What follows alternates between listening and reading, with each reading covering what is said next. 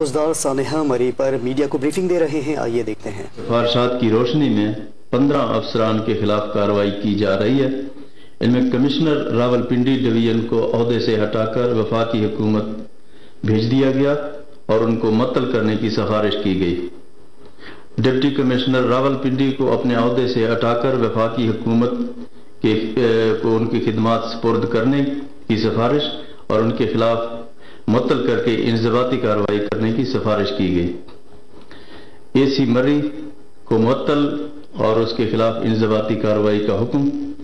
سی پی او راولپنڈی کو عہدے سے ہٹا کر اور ان کی خدمات وفاقی حکومت کے سپرد اور معطل کرنے اور انضباطی کارروائی کا حکم، اے ایس پی مری کو عہدے سے ہٹا کر ان کی خدمات وفاقی حکومت کے سپرد کرنے، معطل کرنے اور انضباطی کارروائی کا حکم دیا گیا۔ اس کے علاوہ C T O Rawalpindi, D S P traffic, S E highway circle 2 Rawalpindi, XEN highway Rawalpindi اور S D O highway mechanical Murree, divisional forest officer Murree, district emergency officers Murree, incharge Murree rescue 1122، director P D M A Punjab, ان تمام افسران کو معطل کر کے ان کے خلاف انضباطی کارروائی کا حکم دے دیا گیا ہے۔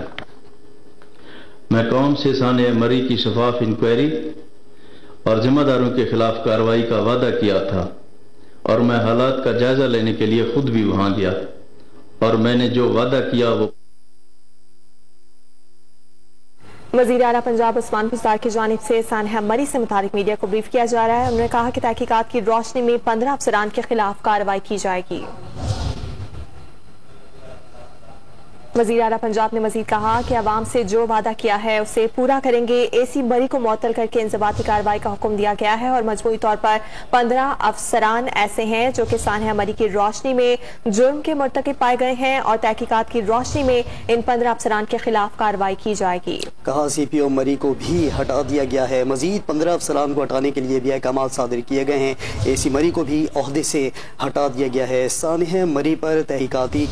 رپورٹ پیش کی گئی وزیر اعلیٰ پنجاب کو، جس پر وزیر اعلیٰ پنجاب عثمان بزدار میڈیا کو اس سانحے سے متعلق بریف کر رہے تھے اور بتایا گیا کہ سانحہ مری میں انتظامیہ کے جو افسران ملوث ہیں انہیں معطل کرنے کے احکامات بھی جاری کیے گئے ہیں۔